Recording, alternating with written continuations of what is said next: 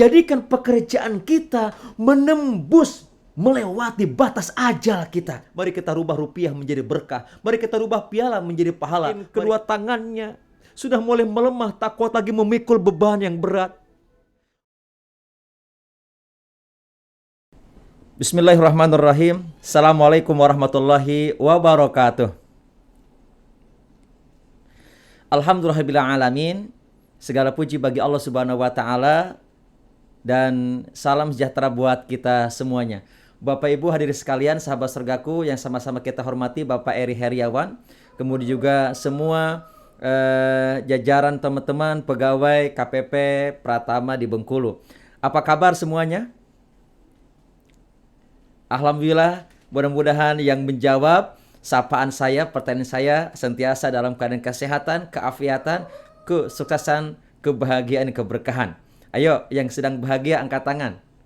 Yang sedang bahagia, pingin kelihatan nih semuanya nih. Alhamdulillah. Jazakallahu mujaza. Terima kasih. Terima kasih kepada Bapak Eri Heriawan yang telah memberi kesempatan kepada saya, Nanang Mubarak, untuk bisa bersilaturahim walaupun jauh di fisik tapi dekat di hati.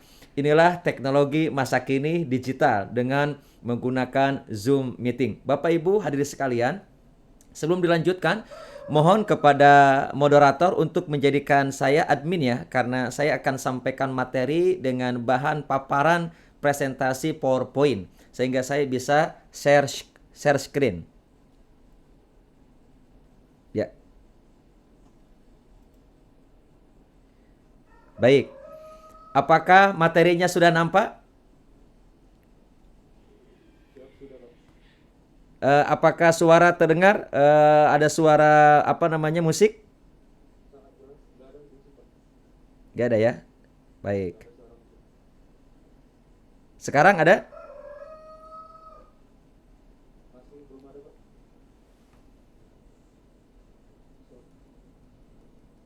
Ada? Baik. Baik. Tema kita adalah tentang serial dari Kantorku Surgaku. Kita ambil satu tema, bekerja dengan mindset surgawi. Bapak Ibu, sahabat surgaku, rahimakumullah. Tema ini saya ambil dari judul buku yang saya coba terus kembangkan. Ada 5 buku seri Kantorku Surgaku. Yang pertama adalah Wonderful Work. Yang kedua, The Employee of Allah. Buku yang ketiga adalah The Ultimate Productivity Booster. Yang keempat adalah Surgawi Mindset. Dan kelima adalah Surgawi Ethos. Nah Bapak Ibu, mudah-mudahan Bapak Ibu sudah mendapatkan kelima buku tersebut. Baik, siapa yang belum dapat bukunya? Angkat tangan. Ada? Baik. Mudah-mudahan Bapak Ibu segera untuk mendapatkan kelima buku tersebut. Boleh saya bertanya, apakah Bapak Ibu mau memiliki kelima buku tersebut?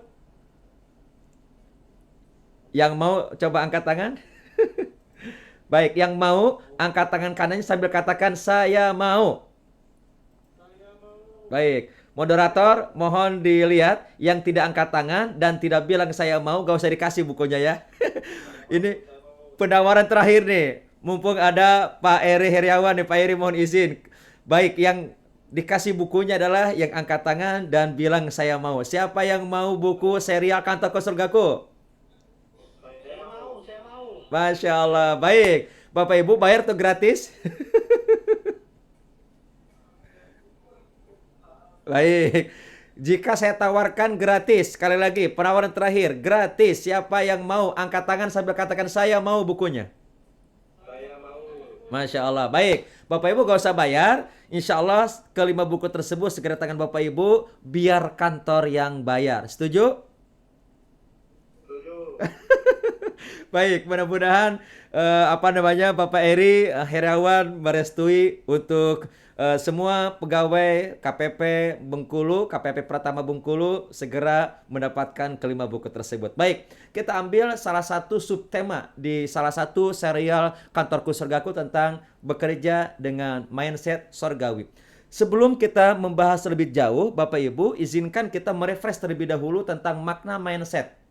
Nah, saya ingin mendapatkan respon dari Bapak Ibu. Boleh ditulis di chat room. Jika Bapak Ibu sekarang menggunakan handphone atau menggunakan laptop, boleh di chatroom apa yang Bapak Ibu ketahui tentang mindset.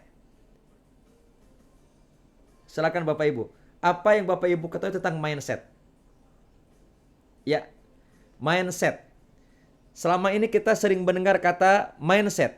Silakan Bapak Ibu yang Bapak Ibu bersedia untuk menuliskan dan merespon pertanyaan saya tentang mindset. Apa pengetahuan kita selama ini tentang mindset? Baik. Sudah ada berapa orang nih? Baik. Ada pola pikir, ada pola pikir, prinsip. Yang lain ayo, watak. Baru 4 orang.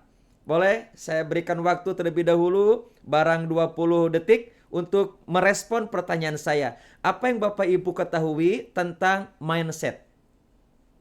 Informasi apa yang masuk ke benak kita, ke pikiran kita tentang mindset? Baik, wawasan, pola pikir, cara pandang, sudut pandang, pandangan, sudut pandang. Wow. Cara pandang terhadap suatu hal, wawasan, pola pikir. Wow. Baik, ini terima kasih yang sudah memberikan pandangan, responnya dengan menuliskan chatroom menuliskan jawaban di chatroom Zoom meeting kita. Alhamdulillah. Jawabannya hampir sama dengan saya sebelum saya mempelajari selama kurang lebih 15 tahun tentang mindset. Saya baca buku-buku berliteratur bahasa Inggris, bahasa Arab, dan juga bahasa Indonesia. Dari guru-guru yang terbaik, dari para motivator, para trainer, para coach, para inspirator terbaik. Akhirnya saya menemukan ada makna mindset yang harus kita benahi. Mindset itu diambil bukan dari bahasa Indonesia tentunya. Tentunya dari bahasa asing, dari bahasa Inggris. Dan ketika kita punya masalah dengan literatur bahasa, kita kembalikan kepada bahasa. Kami di di agama di pesantren kami belajar fikih itu selalu sebelum membahas inti pokok pembahasan selalu membahas bahasa. Pengertian secara bahasa, pengertian secara istilah. Itu untuk mengembalikan akar kata dan makna yang sesungguhnya. Baik, kita kembalikan kata pengertian mindset kepada Kamus Bahasa Inggris. Baik. Ketika kita berbicara masalah mindset, maka kita akan menemukan 2 kata utama. Yang pertama adalah set, yang kedua adalah mind. Secara bahasa, bahwa set itu mendahulukan peningkatan kemampuan dalam suatu kegiatan. Itu jika berhubungan kegiatan, acara, seminar, workshop, pelatihan, atau bedah buku atau kajian, maka disebut dengan set atau setting adalah mendahulukan peningkatan kemampuan dalam suatu kegiatan untuk meningkatkan kapasitas, kompetensi atau kemampuan kita, keahlian kita, expert kita, mengasah keilmuan kita. Itu adalah set. Sehingga atau kita pernah mendapatkan informasi begini, sebelum acara kita IHT atau internalisasi corporate value pagi ini atau ICV, International Corporate Value, maka Bapak Ibu mungkin menyaksikan panitia men-setting acara, panitia men-setting ruangan, panitia men-setting kegiatan. Makna setting seringkali dimaknai dengan menata, mengatur, merapihkan, mengkonsolidasikan, mengkoordinasikan. Agar apa? Agar nampak rapih, indah, teratur, tertata, tertib. Sehingga dia menjadi satu kesatuan yang kokoh, kuat, solid. Tidak berantakan, tidak kotor, tidak berantakan. Sehingga kita enak dipandang, dipandang mata, didengarkan, dan serasi menurut estetika. Itu adalah kata set. Baik, jadi kemampuan untuk mendahulukan untuk meningkatkan kemampuan kita sehingga menjadi sebuah keilmuan, menjadi sebuah prinsip yang kokoh, kuat, melekat dalam pikiran, dalam hati. Itu kata set. Kata kedua adalah mind. Bapak Ibu, seringkali ketika saya menyampaikan atau bertanya tentang kata mind, seringkali jawabannya hampir rata-rata menjawab adalah pikiran. Mind adalah pikiran. Itu pula yang saya dapatkan informasinya sebelum saya belajar tentang kata-kata mindset. Namun ternyata inti dari mind itu bukan pikiran. Mari kita fahami dari kamus asli bahasa Inggrisnya, termasuk Webster Dictionary, kemudian juga Oxford Dictionary, maka kita bisa mengambil bahwa mind adalah the center of consciousness. The generate thought, feeling, ideas, and perception, and stories, knowledge, and memories. Bahwa ternyata kata para ahli, para pakar, dan berdasarkan kamus bahasa Inggris, bahwa mind itu adalah pusat kesadaran yang menciptakan, yang menggerakkan pikiran, perasaan, ide, persepsi, dan dia tempat menyimpannya memori dan mampu mengaksesnya kembali dari memori ketika ada stimulus, ketika ada masalah, ketika ada tekanan, ketika ada turbulen, atau ketika ada stimulus, ketika ada pancingan, ketika ada rangsangan, maka keluar untuk mengambil memori tersebut. Inti dari mind kata para ahli adalah pusat kesadaran atau kesadaran. Jadi mind itu bukan sekedar pikiran. Pikiran adalah buah dari kesadaran. Nah, ini adalah berdasarkan bahasa atau linguistik atau etimologi. Bagaimana pengertian mindset berdasarkan terminologi atau istilah? Kita kembalikan saja kepada para pakar. Saya ambil dari 3 pakar. Yang pertama adalah James Arthur Ray. Yang kedua, Dr. Ibrahim L. Fiqi. Yang ketiga adalah Dr. Adi W. Gunawan. Yang satu orang Eropa. Yang satu lagi, Dr. Ibrahim L. Fiqi adalah kelahiran Mesir, tapi akhirnya sekarang menjadi warga negara Mesir. Dan yang ketiga adalah Adi W. Gunawan, asli orang Indonesia. 3 tokoh ini saya pelajari buku-bukunya. Saya ikuti seminar dan pelatihannya. Akhirnya kita mendapatkan 2 pengertian mendasar tentang terminologi makna mindset. Yang pertama adalah belief that affect someone attitude. Mindset adalah keyakinan, kepercayaan, keimanan yang berefek kepada sikap seseorang, yang berefek pada perilaku seseorang, yang berefek pada attitude seseorang. Atau pengertian yang kedua, a set of value of belief determines one behavior, a way of thinking, outlook, and mental attitude. Mindset adalah seperangkat, sejumlah nilai-nilai keyakinan, nilai-nilai kepercayaan, nilai-nilai keimanan yang menggerakkan perilaku seseorang, kepribadian seseorang, pola pikir seseorang, atau cara pandang, cara pikir seseorang, pandangan ke depan, dan juga sikap mental. Jadi Bapak Ibu, jika Bapak Ibu menerjemahkan atau memberikan pengertian mindset adalah pola pikir, itu tidak salah-salah amat. Tapi jika mindset disebut hanya pola pikir, itu kurang tepat. Yang tepat adalah mindset adalah seperangkat nilai-nilai keyakinan yang menggerakkan kepribadian seseorang, pola pikir seseorang, pandangan ke depan seseorang, dan juga sikap mentalnya.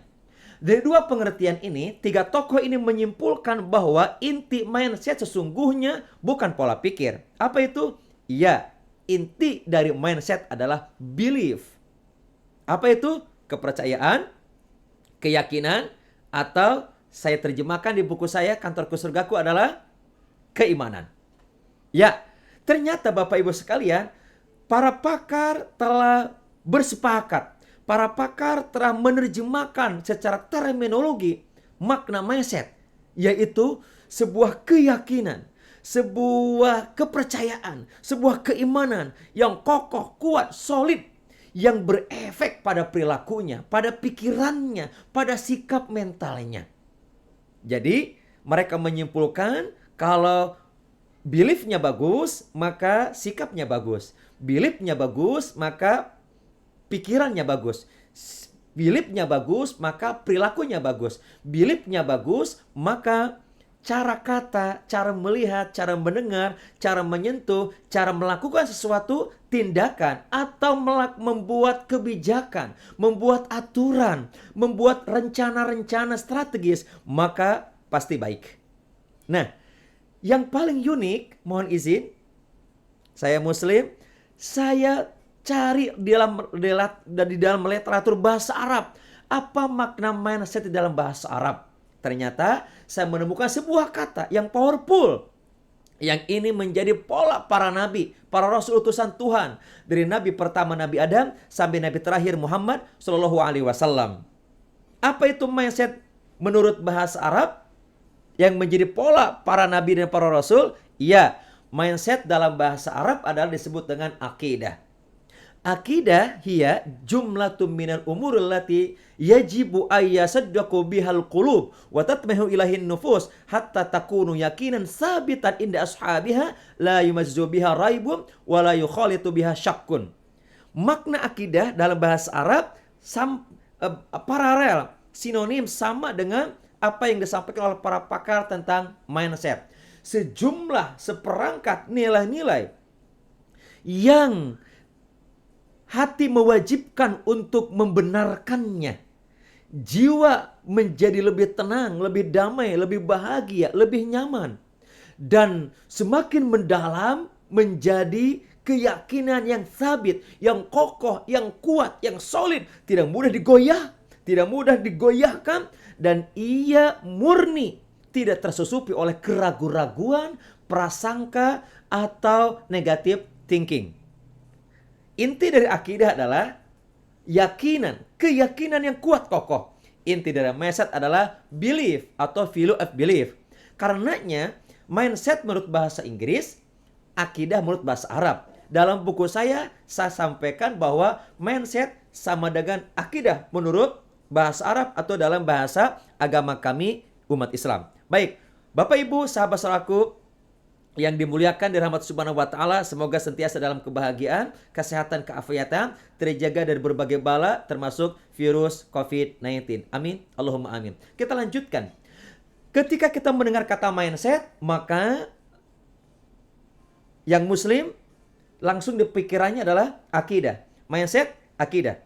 Ketika benar mindsetnya, maka kehidupannya akan benar. Makna ketika benar akidahnya, maka akan benar kehidupannya. Teori ini diaminkan oleh Profesor Dr. Bill Gates dalam bukunya berjudul Transformational Thinking Master. Beliau menulis teori Triune Human System, bahwa dalam tubuh manusia ada 3 sistem. Yang paling luar, yang nampak kelihatan oleh kasat mata, disentuh oleh tangan atau oleh fisik, disebut dengan behavior system. Sistem perilaku, sistem perbuatan, sistem tindakan, sistem aksi perbuatan fisik kita. Beliau menyatakan bahwa sistem yang nampak kelihatan oleh kasat mata itu digerakkan oleh thinking system, oleh sistem berpikir, sistem pikiran. Sehingga selalu kita mendengar bahwa ketika engkau berpikir bisa, maka pasti bisa. Orang tua kita bilang bahwa ketika ada kemampuan, maka ada kemampuan. Ketika ada kemauan, di sana ada jalan. Ada di pesantren disebut dengan manjada wajada. Selalu ada kesungguhan, maka akan mendapatkannya. Nah, Bapak Ibu sekalian, ternyata ada yang jauh lebih dalam lagi. Yang menggerakkan pikiran, yang menggerakkan pola pikir, menggerakkan perilaku dan tindakan kita adalah yang inti, sebagai asnya, sebagai sumber dari sumber penggerakan kehidupan manusia yang disebut dengan belief system, yaitu sistem keyakinan, sistem kepercayaan. Saya terjemahkan di buku saya, sistem keimanan. Kesimpulannya bahwa ketika keimanannya positif, maka akan berefek pada pikirannya. Pikirannya menjadi positif. Ketika pikirannya positif, maka penglihatannya positif. Dia hanya akan menggunakan penglihatan matanya untuk menatap, melihat yang baik-baik. Pendengarannya adalah positif, maka ia hanya akan mendengarkan yang baik-baik. Tutur kata lisannya adalah positif, maka ia hanya akan mengatakan yang baik, yang positif. Akan berkata penuh kelembutan, kebijaksanaan, kearifan. Tidak ada kata-kata negatif. apalagi ujaran kebencian, persekusi, intimidasi, bully, bahkan mungkin sampai kepada penghinaan, ujaran kebencian, sampai meledek orang lain, fitnah, jolim, zail, marah dengan kata-kata. Itu menandakan jika orang melakukan seperti itu, maka pikirannya sedang negatif. Ketika pikiran sedang negatif, berarti hatinya, jiwanya, imannya sedang turun atau sedang negatif, sedang tipis. Nah, Bapak Ibu, teman-teman sekalian, bagaimana sikap kita sekarang ini? Bagaimana perbuatan kita sekarang ini? Bagaimana semangat kita pagi ini? Bagaimana perilaku kita pagi ini? Perilaku kita menggambarkan keimanan kita. Tutur kata kita menggambarkan keimanan kita. Nah, jika keimanan bagus, maka lisannya bagus. Bahkan makanan minuman yang dikonsumsi, yang masuk ke dalam perutnya, hanya akan dimasukin ke dalam perutnya yang baik-baik, yang halal, yang berkah saja. Dia akan selalu sensitif ketika ada makanan yang ingin dimasukin ke dalam perut melalui mulut ini, sesuatu yang kurang halal. Baik, kita mohon direspon oleh semuanya. Apa yang Bapak Ibu, teman-teman surgaku lakukan? Ketika saat makan di rumah makan, Bapak Ibu sudah pesan daging ayam. Sebelum makan, tiba-tiba pandangan Bapak Ibu melirik ke pojok rumah makan tersebut. Di ujung etalase, di pojoknya ternyata ada daging babi. Ternyata rumah makan itu selain menjual daging ayam, juga menjual daging babi. Mohon maaf, yang muslim khususnya, tolong direspon. Apakah Bapak Ibu akan jadi makan di restoran itu? Mohon direspon. Apakah jadi? Baik, silakan tuliskan di chatroomnya. Di chatroom ya, saya ingin mendapatkan respon. Apakah Bapak Ibu masih menyimak dengan baik atau sudah melakukan aktivitasnya masing-masing, sehingga saya bicara sendiri, Bapak Ibu aktivitas sendiri. Mohon direspon Bapak Ibu, saya berikan waktu 20 detik. Apa yang akan Bapak Ibu lakukan ketika saat makan di rumah makan, ternyata baru tahu setelah pesan daging ayam yang kita mau makan, ternyata rumah makan itu menjual juga daging babi. Bapak Ibu yang muslim khususnya, apakah jadi melanjutkan makan di rumah makan itu atau tidak? Silakan direspon Bapak Ibu. Gak jadi Kang, tapi sebelum pergi bayar dulu. Ya iyalah. Tidak jadi makan. Wow, tidak jadi. Pertanyaannya, kenapa tidak jadi? Kan tempat daging ayam dengan daging babinya dipisah. Ayo, kenapa? Ayo, saya ingin mendapatkan respon. Kenapa tidak jadi? Gak jadi Kang, tapi bayar. Iya betul. Kenapa tidak jadi? Udah tanggung nih, udah pesen nih. Tinggal makan. Gitu ya. Kan kita tahu juga daging ayam itu nggak disatukan dengan daging babi di warung itu atau di rumah makan itu. Kenapa tidak jadi? Khawatir tidak halal. Wow, satu orang telah menjawab. Wow, terima kasih Pak Eri, ternyata Pak Eri Heriawan. Masya Allah, ini kepala kantor kita telah menjawab. Khawatir tidak halal. Baik, ada lagi yang lain menjawab karena masakannya satu wadah. Khawatir ketika masaknya satu wadah, satu penggorengan, betul ya? Satu ketika dicucinya khawatir satu tempat juga. Baik. Karena masakannya satu wadah ditakutkan. Baik, betul. Nah, Bapak Ibu ketika menjawab khawatir terjadi pencampuran antara daging ayam, daging babi, baik ketika membersihkan atau tempatnya atau cara penggorengannya. Betul kan? Nah, ketika ada perasaan khawatir, berarti kita sedang melakukan pertahanan defense tubuh kita agar tidak masuk ke dalam tubuh kita sesuatu yang tidak halal. Dan itu karena ada belief system. Karena ada sistem keimanan yang menjaga itu. Keimanan menjadi sensitif. Ada early warning system. Ada sistem pemberitahuan awal. Jangan.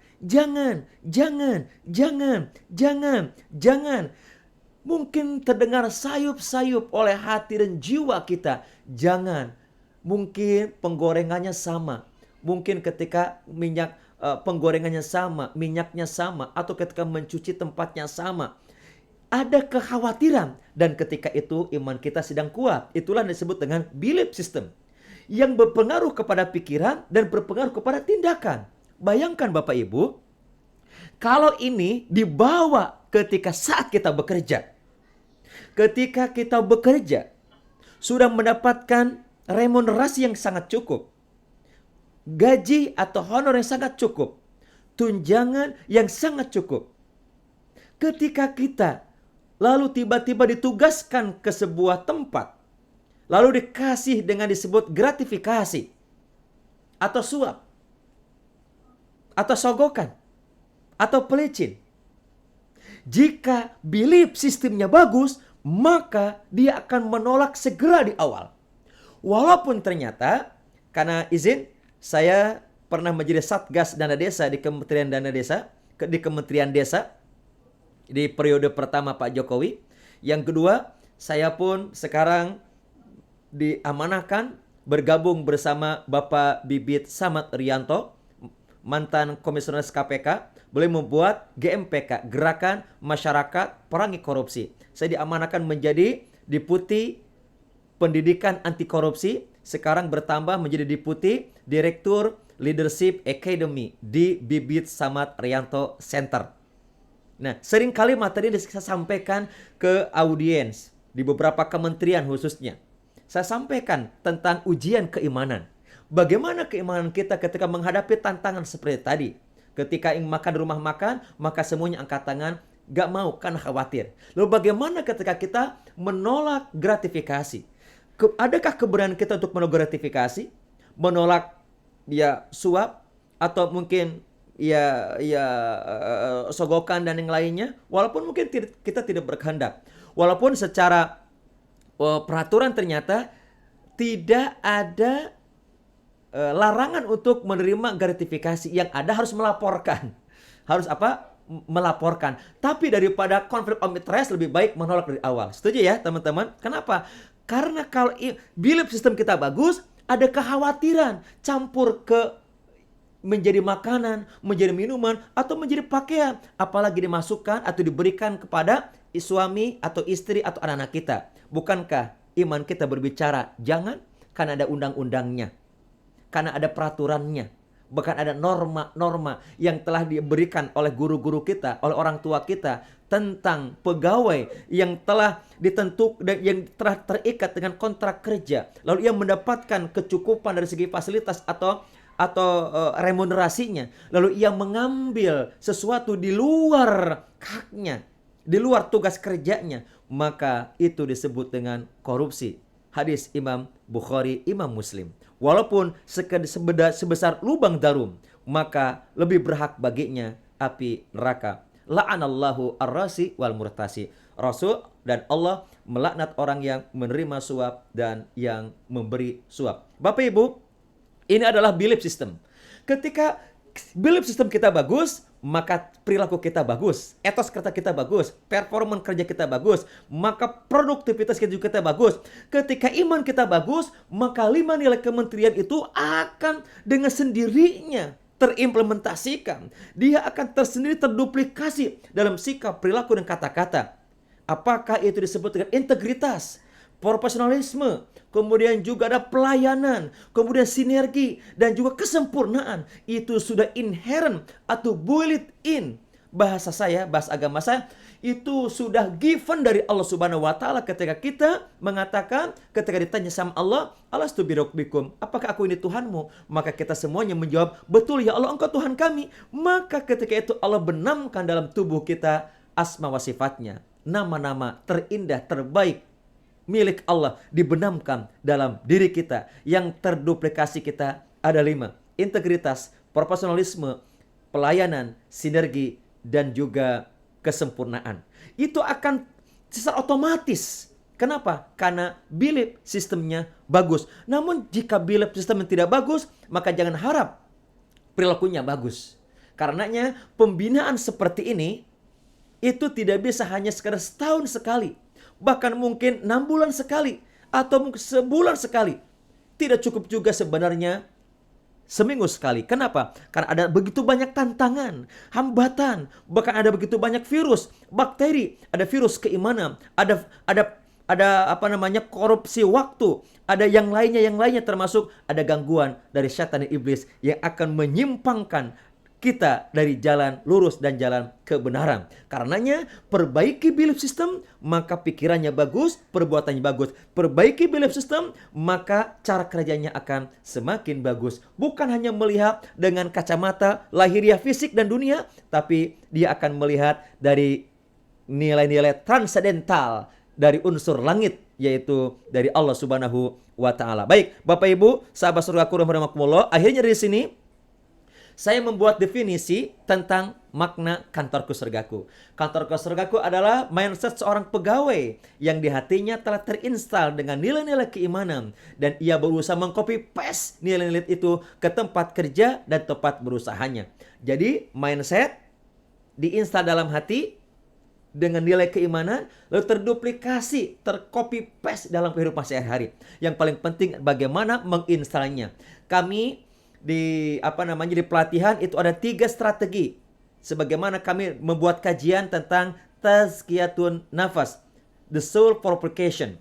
Ada 3. Yang pertama adalah cleansing atau disebut dengan tazakki, pembersihan hati, pembersihan jiwa dari pikiran dan kotoran, juga penyakit-penyakit hati. Yang kedua ada installing atau disebut dengan tahakkuk, menginstal nilai-nilai positif, nilai-nilai baik yang saya sebut karena saya muslim, saya install dengan asma wa sifat asmaul husna dalam hati, baru activating yang ketiganya atau disebut dengan takhalluk, berakhlak, menduplikasi nilai-nilai asma wa sifat asmaul husna dalam perbuatan kita. Mudah-mudahan waktu kita bisa melakukan 3 strategi tadi, cleansing, installing, dan juga activating. Atau dalam bahasa tazkiyatun nafas adalah tatahur atau tazakki, tahakkuk, dan tahalluk. Dalam bahasa tasawuf ada takhalli, ada tahalli, dan ada tajalli.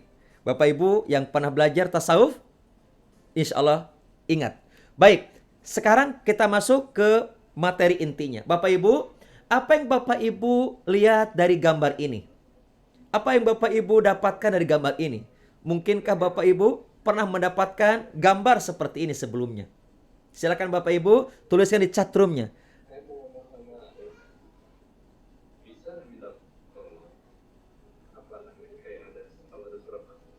Silakan Bapak Ibu.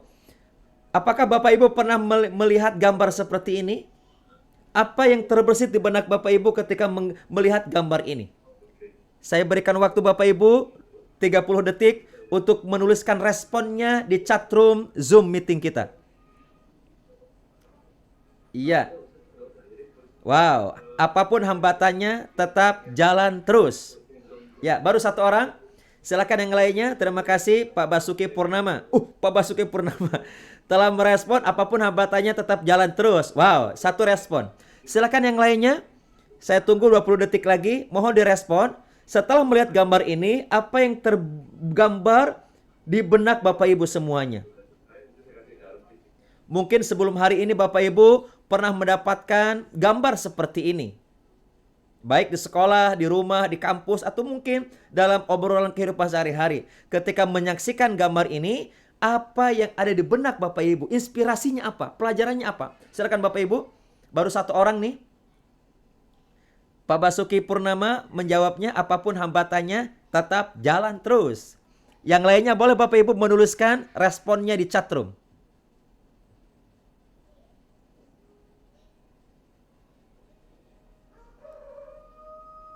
Baik, baru 1 orang Bapak Ibu. Saya ingin melihat apakah Bapak Ibu masih setia mendengarkan materi saya dengan cara merespon. Semakin banyak merespon berarti iya, masih Bapak Ibu stay tune bersama saya Kang Nanang MS di acara pagi kita ini. Baik, bingung. Pak Eri Heriawan, mohon izin Pak Kepala, bingung katanya. Wow, yang lain gimana? Ayo, baru 2 orang yang merespon. Ternyata Pak Eri Heriawan sebagai kepala kantor kita, pimpinan kita masih stay tune bersama acara kita pagi ini. Yang lain, ayo gimana yang lain? Ayo, di handphonenya atau di laptopnya boleh merespon ketika melihat gambar ini. Apa yang terbersit di benak Bapak Ibu? Apa yang tervisualisasikan? Atau pelajaran apa ketika melihat menyaksikan gambar ini? Baik, tetap melaju. Wow, keren. Iya. 3 orang baru merespon. Iya. Ada Pak Ihsan Ferdian.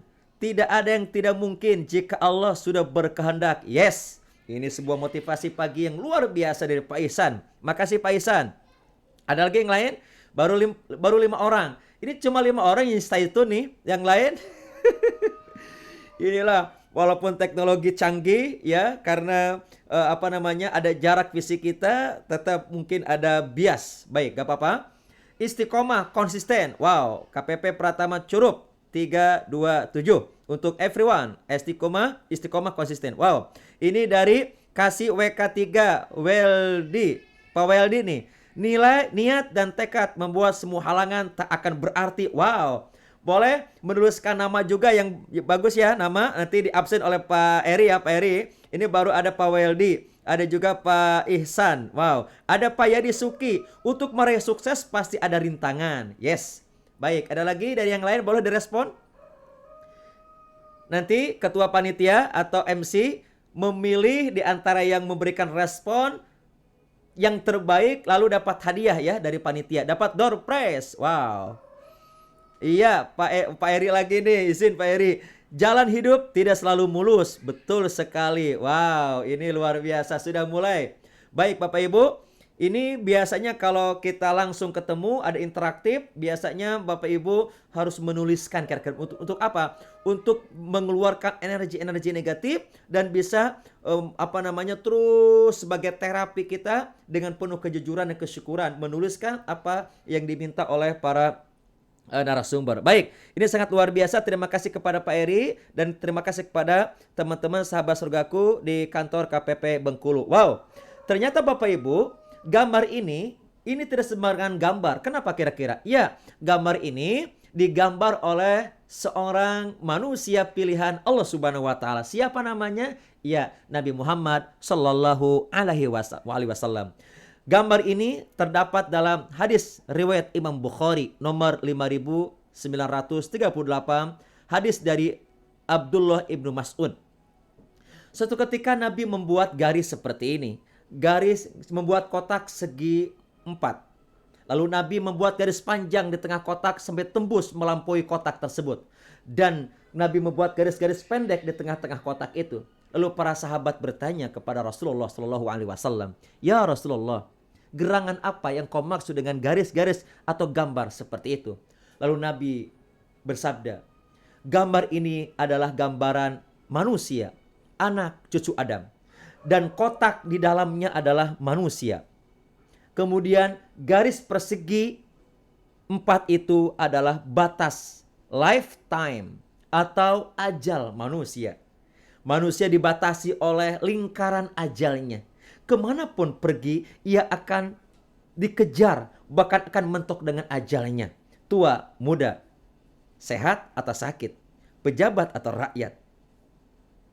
Dia akan mengalami yang disebut dengan lifetime, ajal, kematian. Namun sayangnya, kematian tidak memberitahu kepada kita terlebih dahulu. Ia akan datang tepat pada waktunya. Ia akan datang tepat pada laki-laki atau perempuan, tua atau muda, sakit atau sehat. Bukankah tidak ada syarat kematian mesti sakit dulu? Yang sehat pun akan merasakan kematian. Bukankah kematian itu tidak hanya datang meminta syarat kepada yang tua dulu, tapi yang muda pun akan dijemput dengan kematian. Dan betapa banyak kematian datang menghampiri sanak famili kita, saudara kita. Khususnya di Indonesia. Baik karena wabah COVID-19 atau bukan dengan wabah COVID-19. Angka terpapar oleh COVID terus melonjak. Kurvanya semakin naik semakin hari. Terus bahkan tidak kurang 10.000 nyawa sudah merenggang. Dari mulai para profesor, guru besar, dokter, para pejabat. Ada bupati, ada wali kota, ada gubernur, ada anggota dewan, ada kiai, ada ulama, ada ustadz, ada pastor, ada pendeta, ada ibu, ada ayah, ada anak, ada suami, ada istri, ada teman kerja kita. Itu pelajaran buat kita semuanya. Kemanapun kita pergi, maka kita dibatasi dengan batas ajal atau lifetime. Ketahuilah, entah hari ini atau esok lusa giliran kita. Pastikan hari ini hari yang terbaik buat kita. Lalu Nabi melanjutkan bahwa garis panjang yang melampaui dari kotak persegi itu adalah amaluhu. Sebuah ambisi, kekuatan untuk menggerakkan mencapai sesuatu dengan tekad yang kuat. Dan ini dimiliki oleh orang-orang yang berkarakter sukses. Dulu saya mendapatkan informasi dengan gambar ini bahwa tidak boleh panjang angan-angan. Tidak boleh panjang, tidak boleh banyak angan-angan. Karena semuanya akan mati.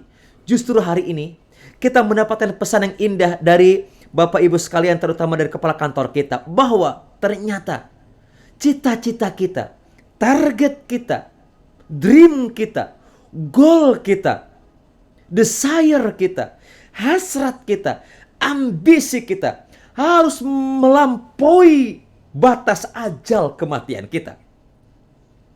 Cita-cita kita tidak boleh pendek, tidak boleh kecil, harus besar, melampaui mungkin cita-cita kematian kita.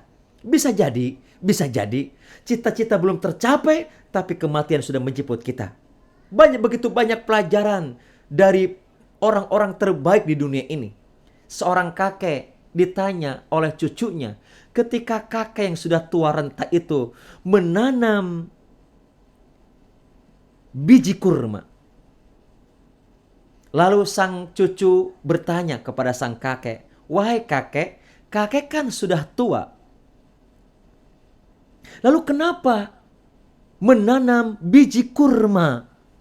Bukankah mungkin ketika nanti kurma ini tumbuh besar dan dewasa, kakek sudah tidak ada?" Maka sang kakek tersenyum sambil mengelus kepala sang cucu. Ia mengatakan dengan penuh kelembutan, penuh kebijakan dan kearifan, "Cuk, usia kakek memang sudah tidak muda lagi. Tapi kakek sekarang tetap menanam biji kurma ini. Mungkin ketika kurma ini kelak tumbuh dewasa dan berbuah, kakek sudah tidak ada. Tapi engkau kelak yang akan memetik dan memanen hasilnya. Ini bukan buat aku, cu, tapi buat engkau." Spontan sang cucu memeluk tubuh kakeknya dengan penuh sayang dan cinta. "Terima kasih kakek. Terima kasih kek. Engkau telah wariskan kepadaku kebaikan. Aku sekarang punya cita-cita besar kek. Aku punya cita-cita. Walaupun kelak ketika aku sukses, mungkin kakek sudah tidak ada. Tapi yakinlah kek, aku pasti berhasil. Aku pasti sukses." Bapak Ibu teman-teman sekalian, cita-cita tidak boleh pendek. Cita-cita kata orang tua gantungkan setinggi langit. Begitupun ketika kita bekerja Bapak Ibu, jangan dipandang pekerjaan hanya sekedar dunia semata. Hanya sekedar mencari materi, hanya sekedar mencari uang, kedudukan, jabatan semata. Tapi jadikan pekerjaan kita menembus, melewati batas ajal kita. Bukankah kehidupan yang terbaik adalah sedang menyiapkan bekal untuk menyambut kematian? Untuk menyiapkan bekal teman nanti di alam barzah, di alam kubur, di pemakaman. Seorang sakaratul maut, dalam sebuah riwayat Imam Muslim berkata, dia berkata kepada istrinya, kepada suaminya, kepada ayah ibunya, kepada anaknya, kepada kakaknya, kepada adiknya, kepada teman, sahabat, koleganya, wahai sahabatku, aku sekarang sedang sekaratul maut. Tolonglah aku, bantulah aku. Akankah engkau bisa menemaniku di alam barzah ini bersamaku? Maka semua manusia yang ia tanya, baik suami atau istri, ayah atau ibu, kakak, adik, anak, kolega, semua sahabat bilang, ya, saya akan antar engkau sampai ke pemakaman. Ketika engkau sudah masuk ke makam, maka ia akan pergi meninggalkanmu. Sedihlah sang jenazah yang baru meninggal itu. Lalu ia berharap kepada harta, wahai harta, tolonglah aku. Bukankah aku selama ini mengumpulkanmu? Bukankah aku selama ini mengejarmu pergi pagi pulang petang? Aku bangunkan rumah yang megah, aku belikan mobil yang mewah, tanah yang luas sehingga jabatan karirku naik terus. Sekarang tolonglah aku, temanilah aku di alam barzah ini. Maka harta itu bilang, wahai hamba Allah, ambillah dariku selembar kain kafan. Maka menangislah sang jenazah yang baru meninggal itu. Menangis sejadi-jadinya. Ternyata istrinya tidak mau menemaninya dalam kubur. Suaminya tidak mau menemaninya dalam pemakaman. Anaknya, kakaknya, adanya, bahkan orang tuanya, bahkan teman-teman satu kantornya tidak mau masuk ke dalam kubur untuk menemaninya. Dia pergi setelah ditanam kami di dalam tanah. Harta pun hanya selembar kain kafan yang menemaninya. Lalu dalam keadaan sunyi mencekam, terdengar sayup-sayup, terdengar suara, wahai hamba Allah, akulah teman sejatimu, akulah yang akan menemanimu, akulah yang akan menolongmu. Walaupun engkau mencampakkanku ketika engkau hidup di bumi, di dunia, walaupun engkau mengabaikanku, walaupun engkau menelantarkanku, walaupun engkau menghinaku atau mengecilkanku atau mungkin mengabaikanku, bahkan melupakanku. Lalu sang hamba itu bilang, siapakah engkau? Tolonglah aku segera mendekat kepadaku. Maka ia bilang, aku adalah amalmu. Aku adalah amalmu yang selama engkau hidup di dunia engkau abaikan, engkau lupakan, bahkan engkau bahkan engkau abaikan, engkau melakukan aku hanya di sisa waktumu, sisa tenagamu. Bahkan di waktu luangmu engkau abaikan aku. Ketika engkau sehat engkau campakkan aku. Ketika karirmu menanjak, hartamu banyak, badanmu sehat, engkau lupakan, engkau lalaikan aku. Bahkan engkau lalaikan Allah subhanahu wa ta'ala, sang penciptamu. Astagfirullahaladzim. Bapak ibu sahabat surgaku, ambisi, kata Nabi, kalau engkau punya ambisi, maka mintalah kepada Allah sorga paling tinggi yang bernama Firdaus. Karena sorga Firdaus dekat dengan Arsy Rahman, singgasananya Tuhan. Maka mintalah sorga yang paling tinggi. Maknanya Bapak Ibu, jangan jadikan bekerja kita di kantor hanya sekedar pekerjaan rutinitas kantor atau duniawi semata. Tapi jadikanlah pekerjaan di kantor itu merupakan kesempatan dari Allah untuk mendulang pahala, menyiapkan bekal. Inilah makna kantorku, sorgaku. Bapak ibu sekalian, lalu apa makna garis-garis kecil pendek itu? Iya, kata Nabi, al-a'rad, apa? Problem, masalah, tantangan, hambatan. Kata Nabi, jika engkau mampu melewati satu masalah, maka bersiaplah akan masuk ke masalah berikutnya. Jika engkau sudah lolos dari satu tantangan, maka engkau akan bersiap untuk menghadapi tantangan berikutnya. Bapak Ibu, kita tidak bisa menghindar dari tantangan, dari masalah, bahkan dari perubahan.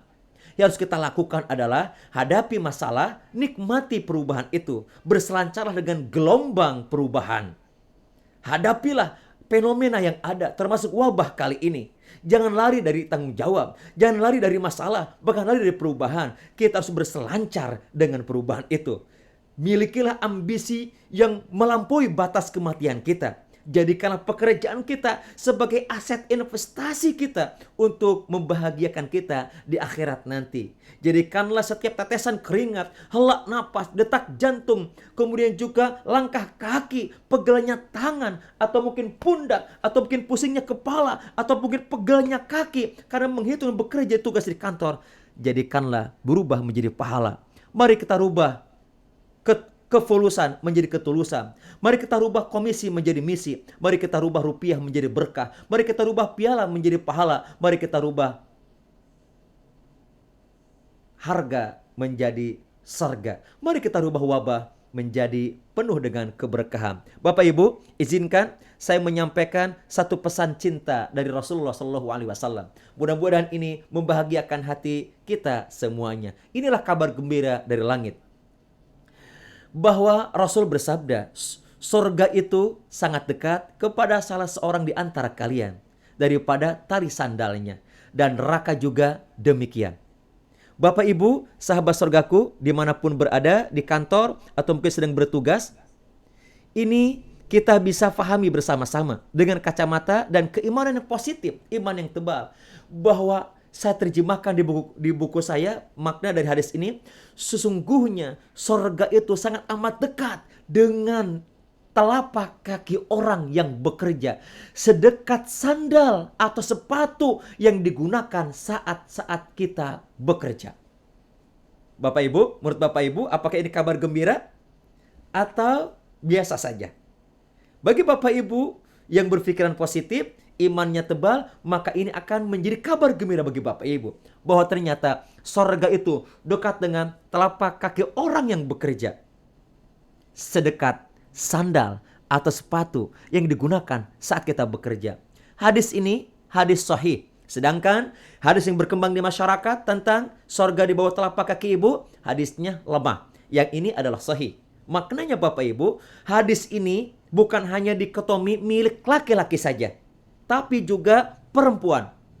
Hadis ini bukan hanya dikotomi buat mereka yang jabatannya tinggi saja, yang gajinya besar, tetapi siapapun yang bekerja, dimanapun ditempatkan, berapapun penghasilan gajinya, maka ia sungguh akan termotivasi, akan punya booster, pendorong yang kuat untuk bisa bekerja lebih produktif, lebih efektif, lebih prestatif, partisipatif, kontributif, dan juga akan lebih integritas, akan lebih profesionalitas, akan lebih melakukan pelayanan sepenuh hati, akan lebih bersinergi, dan melakukan terus-menerus kesempurnaan. Apa? Karena ternyata di balik pekerjaan itu ada sorga menanti. Di balik rasa lelah itu ada sorga menanti. Di balik rasa capek itu ada sorga menanti. Inilah kacamata keimanan. Pekerjaan dengan tembus obsesinya sorga. Maka orang yang bekerja dengan mindset sorgawi, ia bekerja sebagai pemburu sorga di kantor. Karenanya ada sorga di kantor, maknanya sorga itu dekat dengan telapak kaki orang yang bekerja, sedekat sandal atau sepatu yang digunakan saat kita bekerja. Apakah Bapak Ibu merasa bahagia mendapatkan hadis ini? Ya, semoga bahagia. Bapak Ibu, karenanya agar kita tidak merasa kecewa, sedih, stres, frustasi dengan masalah, maka izinkan saya sharing satu mindset dari mindset surgawi kita memahami masalah. Khususnya pesan cinta Allah di balik COVID-19 ini. Balik Bapak Ibu, apakah Bapak Ibu pernah belajar tentang nabi-nabi terdahulu? Apa itu? Iya, bukan hari ini saja kata-kata lockdown itu ada. Bukan hari ini saja kata-kata social physical distancing itu ada. Bukan hari ini saja kata-kata isolasi atau PSBB, pembatasan sosial berskala besar itu ada. Ternyata pelajaran penting dari para utusan Tuhan telah memberitahu kepada kita, telah mengabarkan kepada kita. Nabi Adam alaihissalam pernah terlockdown dari sorga ke bumi. Bukan hanya diturunkan dari langit ke bumi, tapi di sosial physical distancingkan dengan kekasihnya, dengan pasangannya Hawa. Bapak Ibu, teman-teman sekalian, tahukah Bapak Ibu berapa lama Nabi Adam di lockdown, dipisahkan dari istrinya? Iya, ternyata para ahli sejarah mengatakan ada yang 300 tahun, ada yang mengatakan 400 tahun, ada yang mengatakan 500 tahun. Kita ambil tengah-tengah 400 tahun. Bayangkan, bukan sebulan, 2 bulan, 4 bulan, setahun, bukan. Tapi 400 tahun dipisahkan. Adam diturunkan di benua India. sedangkan Hawa diturunkan di Jazirah Arabia, tempatnya di kota Jeddah. Karenanya kota Jeddah adalah kota yang diambil dari kata Jiddatun, artinya nenek. Ini merujuk kepada orang pertama yang menginjakan kaki di kota itu bernama Hawa, yang kelak menjadi nenek moyang manusia. Namanya Jeddah, artinya nenek moyang. Jeddah. Jadi Hawa diturunkan di Jeddah, di Jazirah Arabia, sedangkan Adam diturunkan di India. 300 sampai 500 tahun dipisahkan, di social physical distancing, di lockdown dari sorga ke bumi. Bayangkan. Ini peristiwa pertama lockdown. Yang kedua, Nabi Yunus alaihissalam pernah terlockdown di dalam perut ikan, terpisahkan dengan kaumnya. Bahkan para ulama tafsir mengatakan Nabi Yunus ini di lockdown dengan 3 kegelapan. Pertama, kegelapan malam. Yang kedua adalah dasar lautan karena tenggelam. Yang ketiga, di dalam perut ikan. 3 kegelapan yang dirasakan oleh Nabi Yunus. Dan yang ketiga adalah kita bisa belajar dari Nabi Muhammad SAW. Terlockdown dengan peristiwa isolasi, embargo ekonomi, embargo sosial, politik, keamanan, budaya, seni selama 3-4 tahun. Dari tahun ke-7 kenabian sampai 10 atau ke-11 kenabian, 3-4 tahun sebelum hijrah ke Madinah. Nabi diisolasi, di lockdown, tidak boleh ketemu, tidak boleh melakukan pernikahan, tidak boleh hubungan kekerabatan, bahkan hubungan perdagangan, hubungan bisnis, hubungan sosial, bahkan hanya sekedar tegur sapa saja tidak boleh. Jual beli tidak boleh, transaksi tidak boleh, negosiasi tidak boleh. 3-4 tahun. Ketika Nabi sedang membutuhkan bantuan karena diisolasi, di embargo secara politik, ekonomi, dan sosial, orang-orang yang membantunya selama ini, yang memberikan bantuan ekonomi, yaitu Khadijah. Yang kedua, memberikan suaka politik dan keamanan, Abu Thalib. Dalam waktu bersamaan, hampir berdekatan, diwafatkan Allah Subhanahu wa Ta'ala. Maka Rasulullah murung, sesar kemanusiaannya terguncang. Maka disebut dengan Amul Husni, tahun kesedihan. Lalu Nabi meminta bantuan ke Thaif. Bukan untuk dirinya, tapi untuk sahabatnya yang 4 tahun di lockdown, diisolasi, di embargo, di PSBB. Tidak boleh dihubungi, tidak boleh melakukan perdagangan, pernikahan, bahkan tegur sapa walaupun kakak adik saudara tidak boleh. Terancam dengan persekusi, bahkan intimidasi, bahkan kriminalisasi. Banyak di antara mereka yang meninggal. Banyak orang-orang tua, anak-anak, banyak wanita-wanita tua, bahkan hamil yang meninggal karena kelaparan. 4 tahun diisolasi, 4 tahun di lockdown oleh kaum kafir Quraisy, musuh-musuh Nabi Muhammad SAW. Setelah 2 orang tercintanya wafat, Nabi meminta bantuan kepada Thaif yang jaraknya 75 km dari pusat Mekah ke arah Abu Dhabi, ke arah Riyadh. Tetapi sesampainya di Thaif, Nabi bukan mendapatkan perlindungan. Nabi bukan mendapat sambutan, malah sambitan. Nabi bukan dirangkul, malah dipukul, diusir, ditendang. Sampai Nabi terseret 3 mil atau kurang lebih 250 meter. Terseret. Dan akhirnya Nabi tidak lagi mampu berdiri dengan pembantunya bernama Zaid bin Harithah. Luka parah menjadi tameng kehidupan Nabi. Nabi akhirnya bersembunyi, disembunyikan oleh Utbah dan Syaibah, 2 orang yatim piatu yang memiliki tanah kebun anggur. Lalu Nabi disembunyikan oleh budak yang menjaga kebun anggur tersebut bernama Adas. Nabi disembunyikan. Nabi tak kuat lagi berdiri. Nabi akhirnya bersembunyi di balik pohon kurma, rindingan pohon anggur, sambil berdoa kepada Allah Subhanahu wa Ta'ala. Berasa lemah dirinya, dilecehkan, dihinakan, sebelum akhirnya kelak pindah dari Mekah ke Madinah. 3 orang Nabi ini bisa diambil pelajarannya. Pertanyaannya, apa yang dilakukan oleh Nabi Adam, Nabi Yunus, Nabi Muhammad ketika terlockdown, diisolasi, di embargo? Mari kita ambil pelajarannya. Yang pertama, Nabi Adam mengingat Tuhannya. Ketika diturunkan dari sorga, di lockdown, di social physical distancing, Nabi Adam berdoa, Rabbana zolamna anfusana wa illam takfir lana wa tarhamna lanakunanna minal khasirin. Ya Allah, ya Tuhan kami telah menganiaya diri kami sendiri, dan jika Engkau tidak mengampuni kami dan memberi rahmat kepada kami, maka pastilah kami termasuk orang-orang yang merugi, yang celaka, hina ya Allah. Bayangkan, di lockdown dari sorga ke bumi.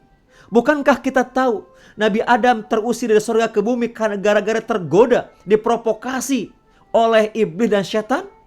Tapi Nabi Adam tidak menyalahkan iblis. Nabi Adam tidak menyalahkan syaitan.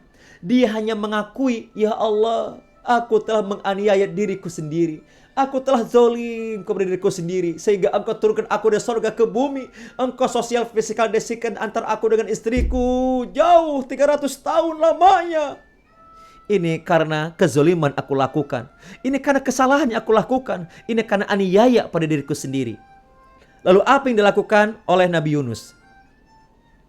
Nabi Yunus berdoa, La ilaha illa anta, subhanaka, inni kuntu minaz zalimin.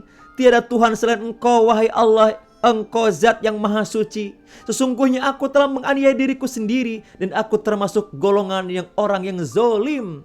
Bapak Ibu, dua orang ini telah memberitahu kepada kita, merayu kepada Allah, tidak menyalahkan siapa-siapa. Bukankah kita tahu Nabi Yunus itu pergi meninggalkan kaumnya karena marah, kaumnya tidak lagi mau mendengar dakwahnya, tidak mau menyembah Allah. Akhirnya Nabi Yunus pergi meninggalkan kaumnya itu. Tapi Nabi Yunus tidak menyalahkan kaumnya. Nabi Yunus hanya mengatakan, La ilaha illa anta, subhanaka, inni kuntu minaz zalimin. Lalu apa yang dilakukan oleh Nabi Muhammad SAW ketika terlockdown, di embargo, diisolasi, bahkan diusir dari Taif? Rasulullah SAW bersandar kepada pohon, lalu mengangkat kedua tangannya sambil menangis. Ya Allah, kepadamu aku mengadukan kelemahanku, sedikitnya usahaku, dan ketidakberdayaan serta kehinaan diriku di hadapan manusia. Wahai zat yang maha pengasih lagi maha penyayang, Engkaulah pelindung orang-orang yang lemah, dan Engkau jualah pelindungku. Kepada siapakah diriku hendak Engkau serahkan? Apakah kepada orang asing yang sengaja menyerangku, atau Engkau sengaja membiarkan para musuh untuk menguasaiku?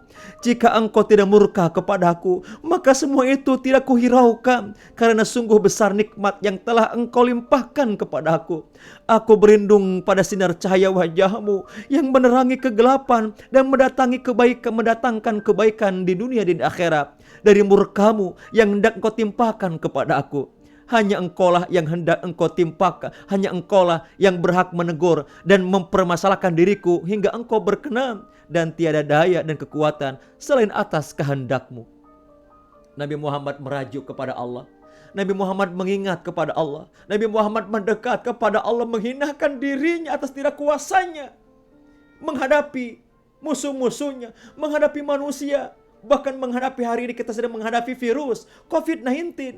Maka tidak ada cara selain kita mendekat kepada Allah. Bisa jadi semakin merebaknya COVID-19 atau virus corona ini karena ada kontribusi kita menyebarkannya, dengan tidak taat melakukan PSBB atau aturan pemerintah, tidak menutup masker, tidak jaga jarak, tidak bersih-bersih diri dengan cuci tangan atau dengan wudhu atau dengan mandi, atau mungkin kita senantiasa berkumpul dengan bergumul dengan banyak orang. Bapak Ibu sekalian, ambil pelajarannya dari 3 peristiwa Nabi tersebut. Nabi Adam, Nabi Yunus, dan Nabi Muhammad. Inilah 4 pesan cinta yang bisa kita dapatkan minimal. Yang pertama Bapak Ibu, semakin bersemangat merayu Sang Pencipta. Inilah untuk menguatkan integritas pribadi kita. Ketika kita lemah atas godaan, ketika kita lemah tidak punya upaya untuk melakukan mencapai target-target kita sebagaimana disampaikan oleh kepala kantor kita, maka kita masih punya Allah. Merayulah kepada Allah, mendekatlah kepada Allah. Ketika mendekat kepada Allah, ini akan menguatkan keimanan, menguatkan integritas. Yang kedua, pesan cinta di balik musibah, di balik 3 peristiwa Nabi Adam, Yunus, dan Muhammad itu adalah yang ketiga, menjadi manusia teladan dan bertanggung jawab. Inilah jiwa atau nilai profesionalisme. Kita harus menjadi pribadi teladan, bertanggung jawab, tidak menyalahkan siapa-siapa, tidak menyalahkan situasi dan kondisi. Dan yang ketiga, mencintai sesama dan berjuang untuk bersama. Inilah nilai yang kita terus usahakan, ikhtiarkan. Pelayanan prima, sinergi penuh kasih, sinergi penuh kepedulian, care, dan juga kita peduli dengan sesama. Dan yang terakhir, yang keempat adalah pelajaran pesan cintanya adalah menciptakan kebiasaan baru yang sejalan dengan new normal dan new norm. Inilah makna nilai kementerian kita yang disebut dengan kesempurnaan. 5 hal ini kita bisa ambil pelajaran dari peristiwa 3 nabi, 3 masalah, 3 tantangan. Mari kita ubah masalah menjadi berkah, mari kita ubah wabah menjadi anugerah. Bapak Ibu, satu persatu kita coba rinci dengan pelan-pelan, mudah-mudahan waktunya cukup.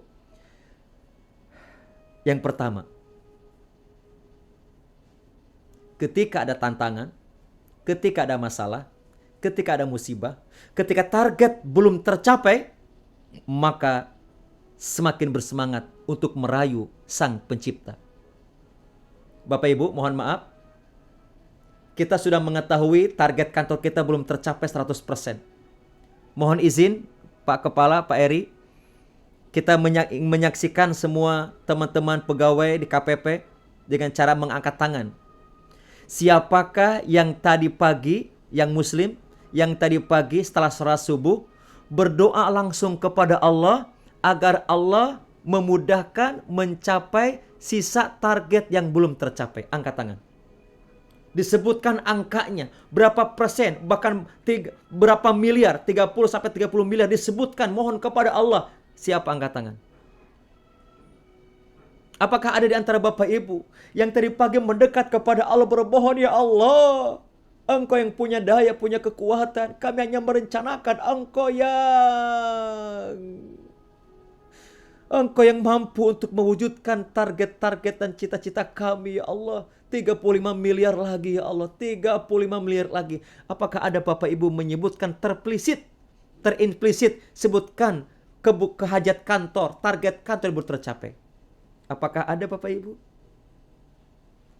Semakin bersemangat mestinya merayu Sang Pencipta ketika ada masalah, ketika ada musibah atau tantangan cita-cita belum tercapai. Bapak Ibu, suatu ketika seorang tukang cukur mencukur seseorang. Tidak seperti biasa, tukang cukur ini agak emosi, perasaannya terganggu. Kemudian ia sambil mencukur si customernya, dia bilang, "Pak, saya jadi ragu. Sebenarnya Tuhan itu ada gak sih? Atau mungkin Tuhan tidak ada?" Sang customer itu heran. Kenapa sang tukang cukur ini bertanya seperti itu? Kenapa engkau bertanya seperti itu? Apakah engkau tidak percaya Tuhan? Apakah engkau tidak percaya Allah? Ya, aku percaya. Tapi kenapa jika Allah ada, kenapa Allah tidak adil? Kenapa ada yang kaya, ada yang miskin? Kenapa ada yang berharta dan kenapa ada yang papa? Kenapa ada yang punya jabatan tinggi, kenapa ada yang susah mendapatkan jabatan tinggi? Kenapa? Kalau Tuhan ada, kenapa Tuhan tidak adil? Kata sang tukang cukur. Merenung sejenak sang customer yang dicukur. Dia tidak langsung merespon karena khawatir menyinggung perasaan sang tukang cukur. Sang customer merasakan ada sesuatu yang menghentak jiwanya. Ada suatu mungkin ketidakadilan yang dirasakan oleh emosinya. Atau mungkin dia sedang punya masalah. Masalah pribadi, keluarga, atau pekerjaannya. Lalu tiba-tiba sang tukang cukur itu pun menunjukkan. Lihat tuh, di luar sana. Di luar, di luar tempat ia mencukur. Ada sedang seseorang yang sedang berjalan, ketawa-ketawa sendiri, rambutnya gondrong, kotor, dekil. Tuh lihat, dia sampai stres seperti itu. Ia sampai gila, sakit jiwa seperti itu. Lihat, badannya tidak terurus. Dia pun kan ciptaan Tuhan. Dia juga manusia. Kalau Allah ada, kenapa tidak adil? Allah membuat dia menjadi gila, sampai stres, sampai rambutnya panjang, sampai gimbal, sampai kotor, bau. Justru akhirnya sang customer yang dicukur itu menemukan poin pelajaran. Seseorang yang ditunjuk oleh tukang cukur yang disebut dengan orang gila itu. Apa itu? Yes. Lalu sang customer itu bilang, iya, saya pun sebenarnya tidak percaya ada tukang cukur. Sepertinya tukang cukur gak ada ya. Spontan tukang cukur itu bilang, ada, ini kan saya. Saya kan sekarang sedang nyukur Bapak. Kenapa Bapak bilang tidak ada tukang cukur? Iya, saya tidak percaya ada tukang cukur. Kalau ada tukang cukur, kenapa yang berjalan rambut gondrong itu tetap gondrong, tidak rapi? Kenapa juga bau, gimbal rambutnya? Kalau ada tukang cukur, kenapa ada rambut yang gondrong? Sang tukang cukur itu menjawab dengan agak nada emosi. Salah dia. Kenapa dia tidak datang kepadaku? Kalau ia datang kepadaku minta dicukur, aku akan cukur. Pasti dia rapi. Salah dia. Kenapa ia rambutnya panjang sampai gimbal, sampai kotor, gondrong seperti itu? Karena ia tidak datang kepadaku sebagai tukang cukur. Akhirnya menemukanlah pelajar inspirasi. Sang kasab itu bilang, iya Pak. Kenapa ada orang kaya? Kenapa ada orang miskin?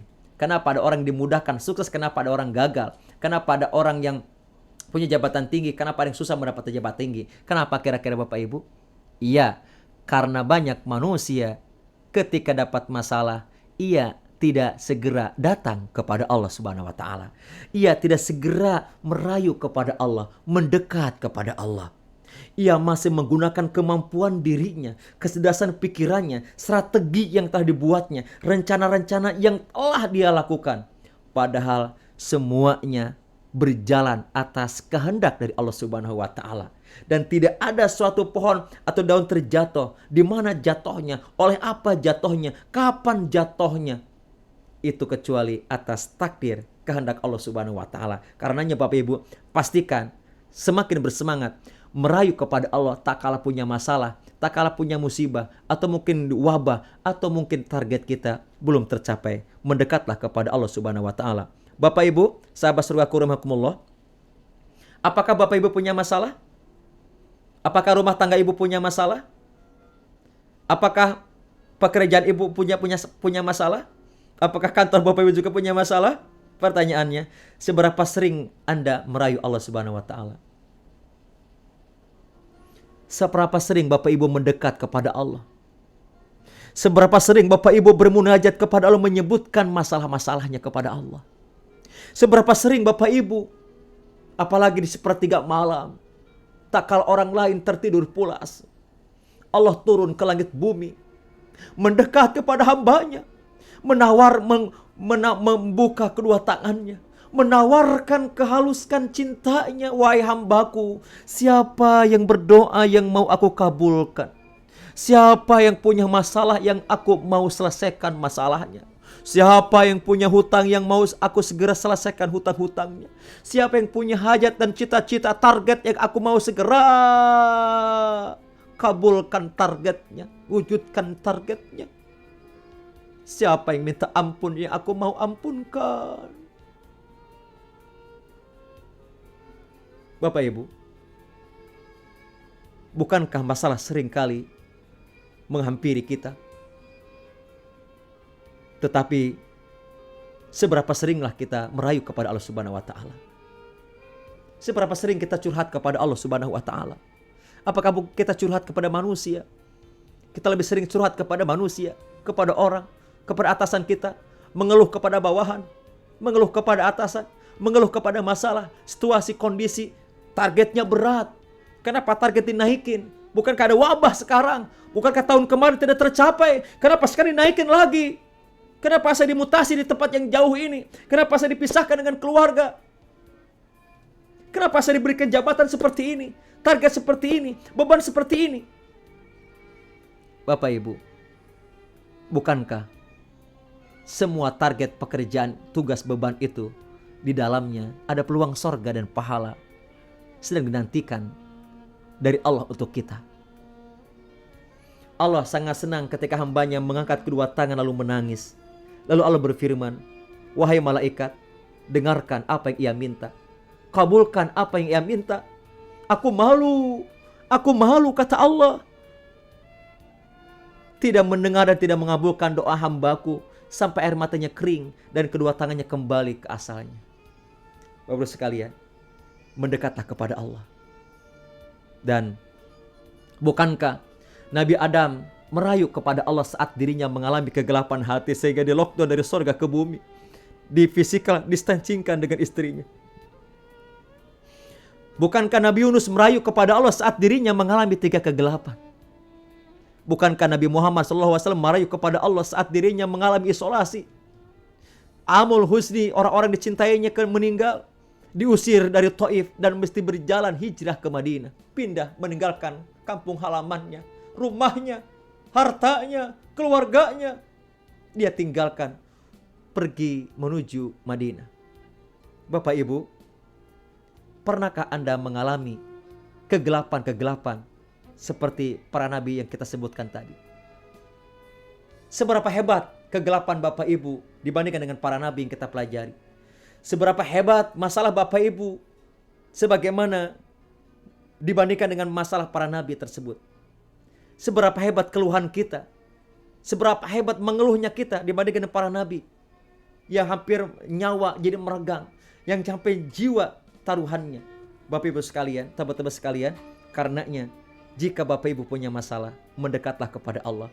Mungkin Bapak Ibu ada contoh kegelapan, hutang yang tiada pernah lunas, rumah tangga yang dirundung masalah, karir yang mentok gak jelas, penyakit yang datang silih berganti. Mungkin anak susah diatur, istri suami susah diatur, susah dikendalikan, atau rumah tangga kita sedang memanas, atau pekerjaan kita sedang tidak beres, atau hubungan kemasyarakatan sosial keluarga juga tidak beres, atau sistem keuangan kita sedang tidak beres. Maka itu contoh-contoh kegelapan Bapak Ibu. Karenanya izinkan saya mengingatkan terhadap pesan dari Nabi.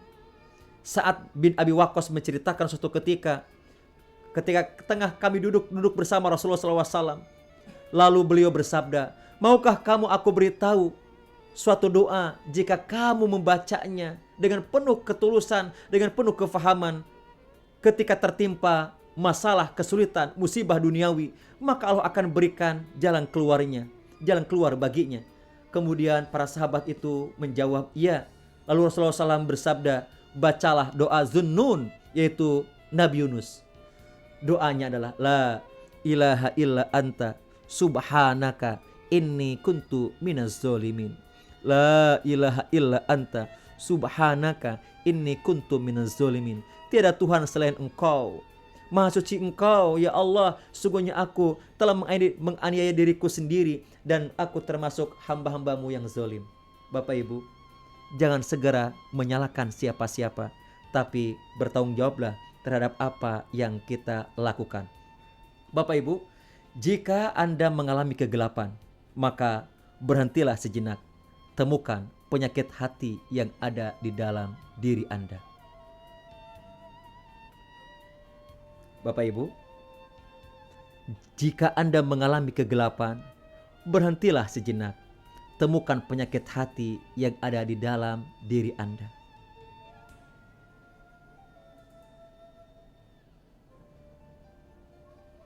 Mari duduk dengan tenang Bapak Ibu.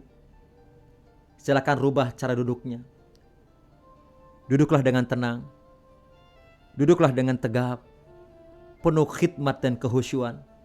Hadirkan pikiran, hadirkan hati, hadirkan perasaan, hadirkan penuh kesadaran Bapak Ibu. Duduklah dengan tenang. Napas, tarik napas yang dalam, tahan sejenak, keluarkan pelan-pelan. Bapak Ibu bayangkan, jika hari ini sedang mengalami kegelapan, mungkin masalah rumah tangga, masalah pribadi, masalah pekerjaan, masalah kantor, tidak kunjung selesai masalahnya. Target seolah berat tak mungkin tercapai. Sudah ikhtiar maksimal seolah. Maka berhentilah sejenak, temukan penyakit hati yang ada di dalam diri Anda.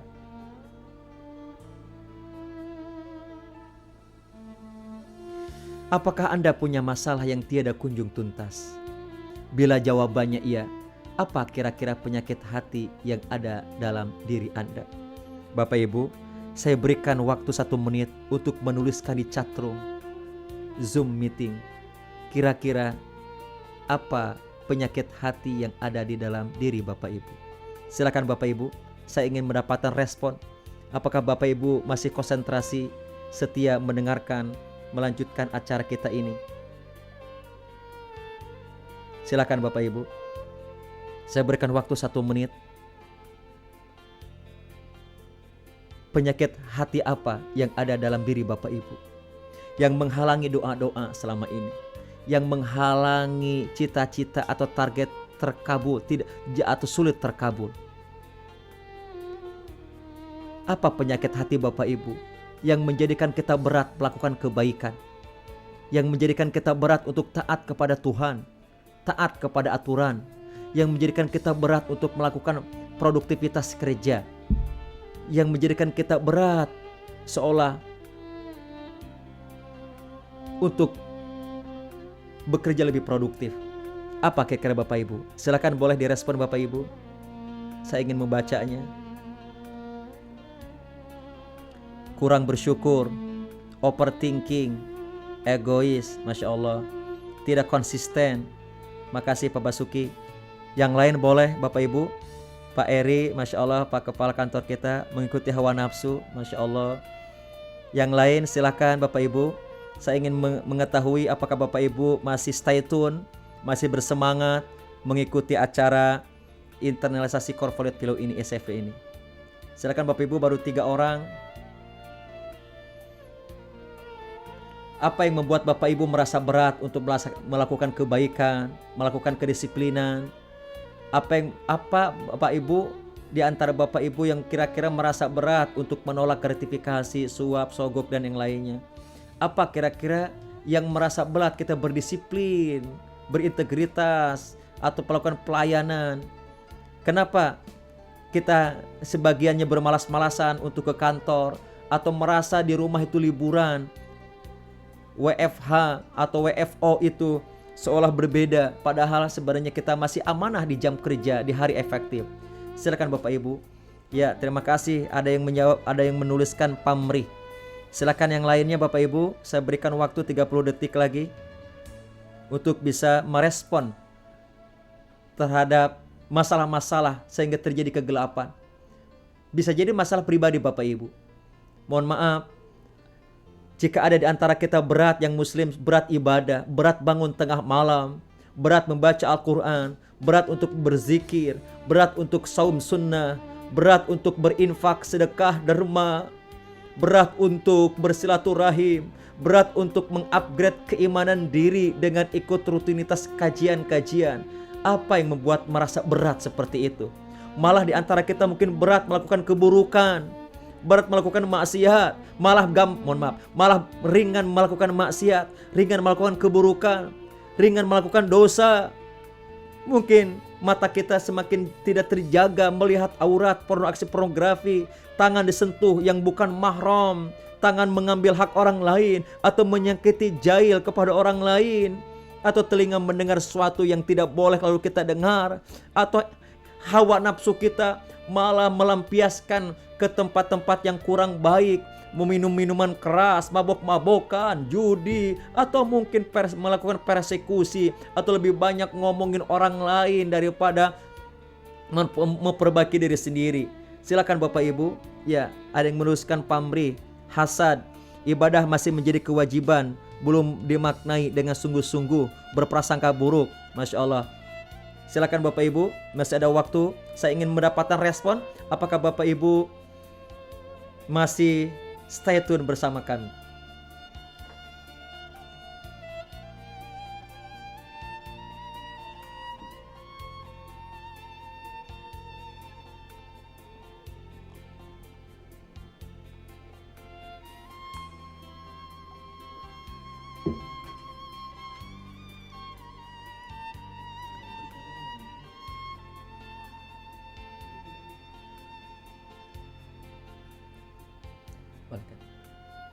Silakan Bapak Ibu.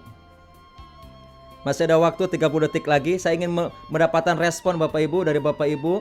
Apa masalah apa yang seolah tidak kunjung tuntas gitu ya, sehingga kita sulit melakukan kebaikan, malah sebaliknya gampang melakukan keburukan. Sekarang Bapak Ibu boleh untuk merespon. Saya ingin mendapatkan responnya. Setelah ini kita lanjutkan.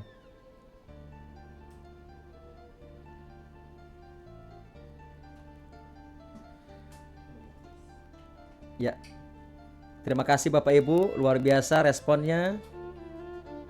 Masya Allah, luar biasa. Wow, malas, sombong, kurang percaya diri, berprasangka buruk, hasad, malas, mager. Mager itu apa ya? Mager ya, seperti pagar ya. Baik, malas bergerak. Terima kasih. Wow, ini bahasa gaul ya. Mager, sombong. Wow. Apalagi nih? Oke, baik, terima kasih Bapak Ibu. Baik.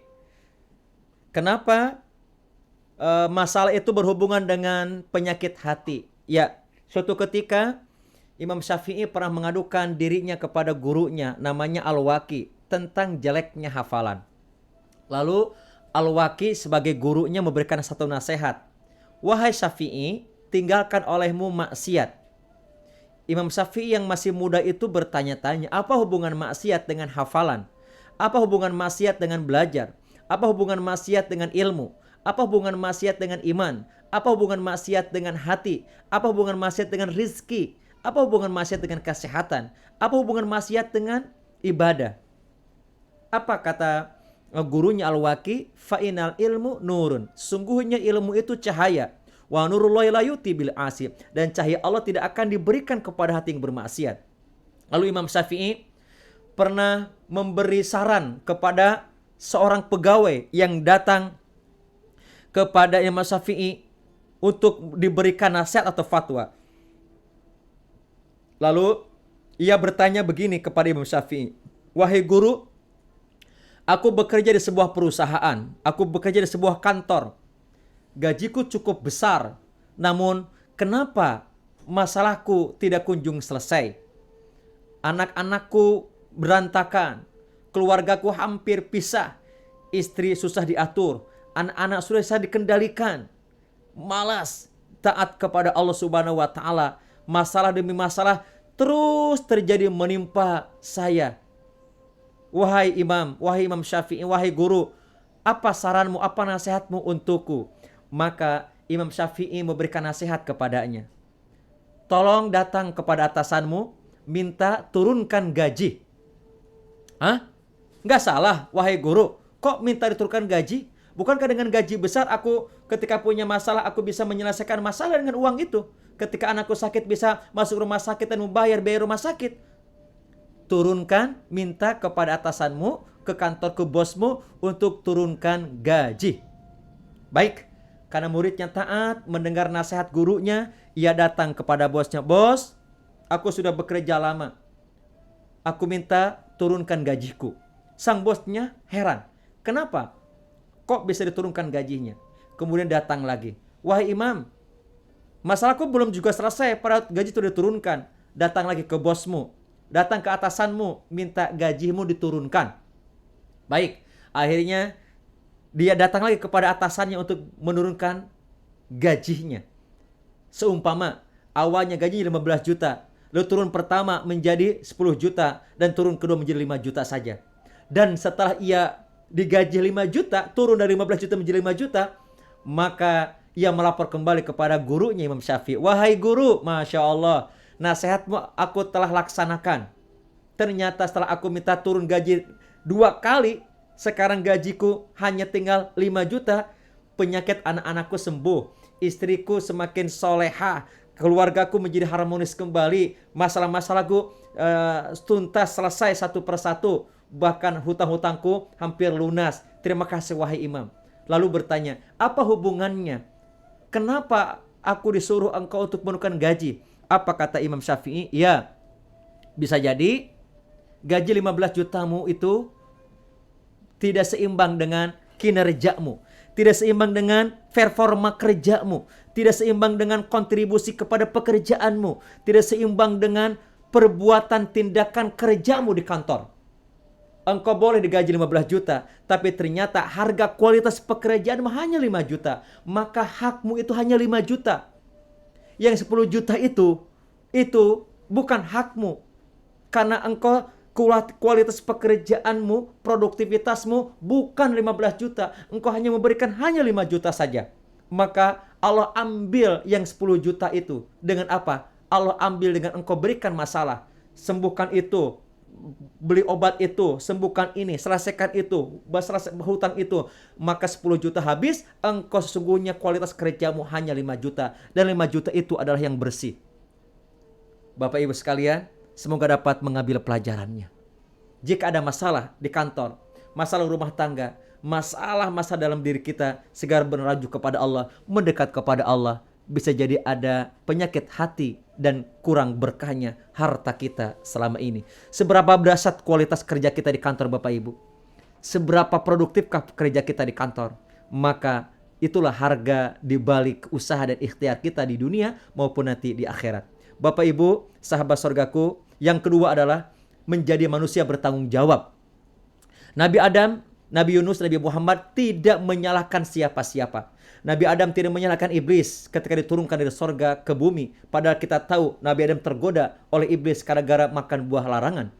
Nabi Yunus kita tahu meninggalkan kaumnya karena kaumnya tidak mau, bandel banget, tidak mau mendengarkan dakwah nasihat dari Nabi Yunus. Bahkan Nabi Muhammad pun tahu bahwa kafir Quraisy telah mengembargo, mengisolasinya hampir 4 tahun. Dan kaum Taif telah mengusirnya, bahkan melemparkan dengan batu, bahkan sampai pelipis Nabi berdarah, gigi Nabi patah, bahkan Nabi terjungkal berkali-kali tiap mampu lagi berdiri. Bahkan pengawalnya Zaid bin Harithah pun hampir tewas, terjungkal-jungkal menjadi tameng kehidupan Rasulullah SAW. Tapi ketiga orang ini tidak menyalahkan siapa-siapa. Menyalahkan rekan kerja, saudara, nasabah, atasan, anggota tim, atau sahabat, atau siapa, bahkan musuhnya sekalipun. Bahkan bayangkan Bapak Ibu, ketika Nabi sudah berdoa tadi seperti tadi, maka malaikat Jibril turun diutus Allah Subhanahu wa taala mengabarkan, "Wahai Rasulullah, Allah telah mengizinkanmu untuk membalas dendam kepada Taif." Ini para penjaga, malaikat penjaga gunung ini telah diutus Allah. Perintahkan mereka gunung yang mana yang mereka akan angkat untuk ditimpakan kepada penduduk Taif, maka binasalah mereka. Apa kata Rasul? Jangan. Sungguh mereka kaum yang tidak faham. Sungguh aku berharap kelak cucu anak keturunan mereka yang akan masuk ke dalam Islam, membela perjuangan dan melanjutkan dakwahku. Masya Allah. Nabi tidak balas dendam, padahal ada kesempatan untuk balas dendam. Bahkan Nabi tidak menyalahkan Taif, tidak menyalahkan siapa-siapa. Apalagi menyalahkan atasan, sibuk menyalahkan bawahan, saudara, nasabah atau wajib pajak, atau situasi kondisi karena kondisi COVID, atau virus, atau karena kebijakan, atau karena undang-undang, atau karena apapun, maka pribadi bertanggung jawab tidak mudah menyalahkan. Yang kedua, pribadi bertanggung jawab adalah tetap produktif. Dia tidak makan gaji buta. Kinerjanya jauh lebih tinggi dibandingkan dengan penghasilannya. Sebagaimana cerita muridnya Imam Syafi'i tadi yang minta diturunkan grade gajinya itu. Kenapa? Karena gajinya boleh tinggi, tapi kualitas kerjanya tidak seimbang dengan gajinya, maka itu akan menjadi musibah, itu akan menjadi masalah, itu akan menjadi tantangan, itu akan menjadi hambatan kemajuan, akan menjadi hambatan doa tercapai, akan menjadi hambatan cita-cita dan target tidak tercapai. Karenanya sesuaikan kualitas kerja kita, maka pantas kita mendapatkan balasan di dunia dengan remunerasi dinaikkan dan juga pahala di sisi Allah Subhanahu wa taala. Itulah produktif. Saya maknanya produktif adalah bukan hanya kacamata dunia, tapi produktif itu adalah waktu kita efektif untuk menghasilkan manfaat, maslahat dan pahala di sisi Allah Subhanahu wa taala. Itulah bekal yang sejati, investasi aset yang sesungguhnya. Bapak Ibu sekalian, pertanyaannya mohon dijawab, direspon oleh semuanya. Bertanggung jawabkah Anda? Masihkah Anda sibuk menyalahkan orang lain? Kalau Anda masih sibuk menyalahkan orang lain, maka Anda telah menjadi orang yang tidak bertanggung jawab. Sibukkanlah Bapak Ibu untuk memperbaiki diri sendiri. Sibukkanlah mengapresiasi sekecil apapun kebaikan orang lain. termasuk kebaikan dari objek kita yang membersihkan, mungkin menghidangkan minuman kita, atau membersihkan toilet kita, atau mungkin halaman, atau menyapu, membersihkan kita, atau mungkin bawahan kita yang kita mungkin selama ini, atau mungkin security kita, atau mungkin kita kurang mengapresiasi pasangan hidup kita, maka jangan sibuk menyalahkan orang lain. Yang kedua, Bapak Ibu, apa yang Anda lakukan agar Anda lebih bertanggung jawab? Silakan Bapak Ibu, pikirkan mulai sekarang. Apa yang Anda akan lakukan agar Anda lebih bertanggung jawab? Yang ketiga, kontribusi apa yang sudah Anda berikan kepada Allah dan kepada semesta? Inilah orang yang sukses dan mulia. Inilah orang yang bahagia dan berkah. Dunia selamat, akhirat bahagia. Bukan hanya kesibukannya untuk sekedar melakukan perbuatan dunia semata atau pekerjaan kantor saja, tapi sesungguhnya ia sedang menyiapkan bekal untuk kehidupan di hari keabadian setelah sakaratul maut. Bapak Ibu, mohon direspon dalam hati Bapak Ibu, seberapa teladankah Bapak Ibu selama ini? Seberapa teladankah Anda? Masihkah Anda sibuk menyuruh orang lain tetapi Anda sendiri tidak melakukan? Anda pandai menilai orang lain, Anda sibuk menilai orang lain, Anda sibuk mengatakan, Anda sibuk menyuruh, tapi Anda pun tidak melakukannya. Maka itu tak layak untuk dijadikan teladan. Teladan adalah ia melakukan sebelum ia menyuruh. Ia melakukan sebelum orang lain melakukan. Ia sudah bangun sebelum ketika orang lain masih tertidur. Ia sudah berlari ketika orang lain baru duduk. Dia sudah berjalan ketika orang lain baru duduk. Dia sudah berlari ketika orang lain berjalan. Inilah respon dari Allah Subhanahu wa taala ketika Allah berfirman, "Ketika hambaku mendekat kepadaku sejengkal, maka aku mendekat kepadanya sehasta. Jika hambaku mendekat kepadaku sehasta, maka aku mendekat kepadanya sedepa. Jika hambaku mendekat kepadaku sambil berjalan, aku mendekat kepadanya sambil berlari." Allah yang berlari, bukan manusia. Padahal mestinya yang berlari itu kita, karena kita butuh Allah. Kita butuh Allah.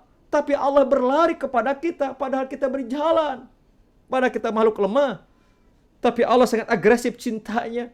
Ketika hambanya baru bangun, Allah sudah siapkan rizki.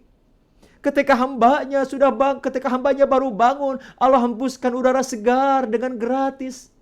Allah hembuskan kesehatan, kebugaran pada tubuhnya. Ketika ia baru bangun, maka Allah telah hidangkan pahala kepadanya ketika ia berdoa. Sangat luar biasa. Maka sang teladan, ia tidak sibuk menyuruh orang lain, tetapi ia sibuk untuk mencontohkan terlebih dahulu. Apa yang Anda telah lakukan agar Anda layak menjadi teladan hari ini? Setiap kita adalah pemimpin. Dan setiap pemimpin akan diminta pertanggungjawaban. Pemimpin yang terbaik adalah keteladanan. Atasan atau bawahan adalah seorang pemimpin atas pekerjaannya masing-masing. Maka sikap keteladanannya menjadi contoh bagi yang lainnya. Paling tidak contoh bagi putra-putri di rumah atau keluarganya. Maka pertanyaan terakhir, prestasi dan legasi seperti apa yang sudah Anda lakukan untuk keluarga, masyarakat, kantor, dan negara? Seberapa teladankah kita, Bapak Ibu? Kita hanya meminta orang lain mengikuti perintah kita. Kita hanya sibuk menilai orang lain, sibuk mengkritik orang lain. Tapi kita pun tidak memberikan contoh yang terbaik. Kita mengeluhkan banyak masalah, tapi kita lupa untuk menggali solusi atas masalah tersebut. Bapak Ibu sekalian, mungkin kita sibuk menyalahkan satu kondisi, tapi lupa kita kepada yang memberi masalah tersebut, Allah Subhanahu wa taala. Seberapa teladan kita, Bapak Ibu? Ketika kita menyuruh orang lain berintegritas, seberapa integritaskah diri kita? Ketika orang lain kita suruh profesionalitas, seberapa profesionalitas pekerjaan kita? Ketika kita menyuruh orang lain untuk pelayanan prima, seberapa primakah pelayanan kita? Ketika orang lain untuk bersinergi, teamwork, beruhuwah, bersaudara, bersatu, bekerja sama, seberapa intens, seberapa bonding, seberapa intim dan militankah kita dalam teamwork kita? Apakah kita satu persatu terus membangun kepercayaan diri, membangun kekompakan, kesolidan, dengan saling menguatkan, saling mengisi? Bukankah kita beraneka ragam, bineka tunggal ika, berbeda-beda, tapi itulah merupakan kekuatan, unity of Bineka Tunggal Ika, berbeda tapi satu tujuannya. Ketika satu sakit, maka yang lain merasakan sakitnya. Ketika target belum tercapai, maka semuanya merasakan. Harus merasakan emosi, perasaannya, pikirannya, kesadarannya. Bahkan di bawah mimpi dan doa-doanya adalah permunajatan merayu Allah Subhanahu wa Ta'ala agar tercapai target kantor kita. Kita mulai dari diri kita. Jangan menyuruh orang lain. Dan Bapak Ibu, hadis sekalian nomor 3, mencintai sesama. Semakin mencintai orang, maka meningkatkan level kebahagiaan. Cinta di rumah, di tempat kerja, pada komunitas, ternyata itu meningkatkan level kebahagiaan. Semakin berkasih sayang, maka semakin tinggi nilai kecintaannya. Kata Nabi, tahabu, tahabu. Berbagilah engkau kepada sesama, maka engkau akan saling mencintai. Bapak Ibu, saling menguatkan di dunia, dan ternyata bisa saling memberi syafaat di akhirat nanti. Seseorang yang bersahabat di dunia dengan orang baik, maka orang baik tersebut akan menjadi syafaat nanti di akhirat. Ini banyak cerita dan riwayat hadis yang sahih tentang hal itu. Maka sungguh indah mencintai sesama. Karena Allah, bukan karena jabatannya. Karena jabatan akan datang dan pergi. Bukan karena posisi kedudukannya. Karena ia mungkin akan datang dan pergi. Tetapi cintailah sesama. Karena Allah, karena Tuhan, karena keimanan. Itu yang disebut dengan nilai cinta yang paling tinggi. Bapak Ibu, saling mencintai. Siapakah orang-orang yang Anda cintai karena Allah? Bapak Ibu boleh pikirkan, siapa yang selama ini yang Bapak Ibu cintai karena Allah? Bayangkan wajahnya Bapak Ibu. Coba bayangkan wajahnya. Siapakah orang-orang yang Anda cintai karena Allah Subhanahu wa Ta'ala? Tatap tulus wajahnya Bapak Ibu. Mungkinkah masih ada hidup di dunia ini? Mungkinkah wajahnya sudah berubah? Tidak semulus dulu ketika masih muda. Bayangkan Bapak Ibu, mungkin rambutnya sudah berubah menjadi banyak yang putih. Bayangkan Bapak Ibu, mungkin kulitnya sudah banyak keriput-keriputnya. Bayangkan mungkin ada pandangannya yang sudah mengabur, tidak seperti jelas dan awas seperti dulu. Bayangkan mungkin kedua tangannya sudah mulai melemah, tak kuat lagi memikul beban yang berat. Bayangkan orang-orang yang dicintai itu, kakinya mungkin tidak sekokoh berdiri, berjalan, bahkan berlari seperti dulu. Siapakah orang-orang yang Bapak Ibu cintai sesungguhnya? Bayangkan mungkin ia yang melahirkan kita ke bumi ini, yang mengandung kita 9 bulan 10 hari, yang melahirkan kita bersimbah darah dan nyawa jadi taruhannya.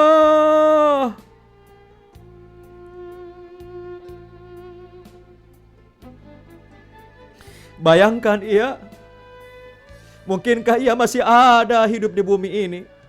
Atau ia sedang menanti uluran doa dari putra-putrinya di alam barzah sana? Bayangkan setulus apa Bapak Ibu mencintainya. Apakah setulus cintanya ibu kepada putra-putrinya yang rela mempertaruhkan nyawanya? Bayangkan mungkin ada seorang laki-laki yang mencari nafkah membesarkan kita. Dialah ayah kita. Bayangkan ketika hari ini usia kita semakin bertambah, ternyata usia ibu dan ayah kita semakin tua, semakin renta. Bayangkan Bapak Ibu, mungkin ada pasangan hidupnya, istri atau suami, yang tadi pagi belum kita ucapkan apresiasi, terima kasih, bersyukur kepadanya. Bapak Ibu, bayangkan mungkin ada orang yang dicintai karena Allah, dialah putra putri kita, yang kadang kita abai untuk membimbing mendidik mereka, sehingga mungkin mereka agak jauh atau sulit beribadah taat kepadanya. Bapak Ibu, mungkin ada orang-orang dicintai karena Allah itu adalah teman, sahabat kita. Mungkin ada atasan kita, kolega kita. Bayangkan seberapa cintanya karena Allah atau karena kepentingan. Bapak Ibu, apa saja kebaikan yang telah mereka berikan kepada Anda? Bayangkan kebaikan dari ibu kita. Bayangkan kebaikan dari ayah kita yang telah memberikan kebaikannya kepada kita. Mungkin kita lupa Ketika lahir ada tetesan darah, bersimbah darah. Bahkan tak kalah ada dua pilihan antara ibunya dengan anaknya. Siapa yang ibu itu pilih? Apakah dirinya atau anaknya yang baru lahir? Maka seringkali kita mendengar, ya Allah, selamatkan putri atau putraku ya Allah, walau nyawaku jadi taruhannya. Bayangkan ketika sakit, siapa yang menjadi taruhannya? Bukankah kita sering mendengar seorang ayat ibu mengatakan, ya Allah, jangan yang sakit itu jangan anakku ya Allah. Pindahkan sakit anakku kepada aku ya Allah. Biarkan aku yang menderita ya Allah. Bayangkan pula seorang nabi bernama Muhammad SAW yang sebelum wafatnya mengatakan, ya Allah, jangan kau timpakan masalah kepada umatku ya Allah. Biarkan timpakan saja kepada aku ya Allah. Timpakan kepadaku ya Allah. Bahkan ketika sakaratul maut tiba ya Allah, begitu sakitnya sakaratul maut ya Allah, jangan kau timpakan rasa sakit sakaratul maut kepada umatku. Biarkan aku yang merasakannya ya Allah. Timpakan semuanya kepadaku ya Allah. Para nabi itu mencintai kita. Nabi Muhammad sangat mencintai umatnya. Para founding father yang mendeklarasikan merebut kemerdekaan itu mencintai, bukan hanya mencintai dirinya. Sudah selesai dengan dirinya, sudah selesai dengan dunianya. Dia mencintai tanah airnya, dia mencintai negara dan bangsanya, dia mencintai tanah airnya. Maka nyawa jadi taruhannya. Apa saja yang mereka telah berikan kepada kita? Begitu banyak bukan? Sampai hari ini kita merasakan kemerdekaan. Sampai hari ini kita merasakan pekerjaan. Sampai hari ini kita mendapatkan remunerasi yang cukup tinggi. Posisi yang tinggi. Usia yang tinggi. Sudah menikah, sudah punya rumah, punya kendaraan. Apa? Lalu Bapak Ibu, kebaikan apa saja yang belum Anda berikan kepada mereka? Apakah masih ada waktu untuk membalas budi kepada mereka? Apakah masih ada waktu untuk membalas budi kepada ibu dan ayah kita, kepada istri, kepada suami, kepada anak kita, kepada atasan kita, kepada guru-guru kita, kepada para nabi, para rasul yang telah mengajari kita, terutama kepada Nabi Muhammad SAW sebagai nabi dan rasul terakhir. Dan terakhir Bapak Ibu, menciptakan kebiasaan baru di era new normal. Bapak Ibu, sering-seringlah ngobrol dengan diri sendiri. Belajar keahlian baru yang dibutuhkan masyarakat bahkan untuk kantor. Dan menjadi gardu epos, energi positif yang semakin besar, semakin besar, semakin besar. Perbanyaklah melebarkan hati, membersihkan hati, mendekat kepada Allah Subhanahu wa Ta'ala, dan itu menguatkan keimanan, menguatkan integritas, profesionalitas, pelayanan, sinergi, dan kesempurnaan. Akhirnya Bapak Ibu, sebagai kesimpulan, pesan cinta kita dari masalah itu adalah harus semakin semangat merayu Sang Pencipta untuk menguatkan integritas kita, menjadi manusia teladan dan bertanggung jawab, untuk menjadi pribadi yang profesionalitas, untuk mencintai sesama dan berjuang untuk bersama, pelayanan dan sinergi, dan menciptakan kebiasaan baru yang sejalan dengan new normal dan new norm. Itulah menuju kesempurnaan. Akhirnya Bapak Ibu, biasakanlah yang benar, jangan membenarkan yang biasa. Sekali lagi, biasakanlah yang benar, jangan membenarkan yang biasa. Selamat menjadikan kantorku surgaku. Jangan lupa Bapak Ibu, mohon berkenan untuk bisa masuk ke YouTube saya, Kang Nanang MS. Tonton 1 sampai 3 menit, lalu subscribe, nyalakan loncengnya, like, comment, and share. Terima kasih, semoga ada kebaikannya. Kantorku surgaku. Assalamualaikum warahmatullahi wabarakatuh.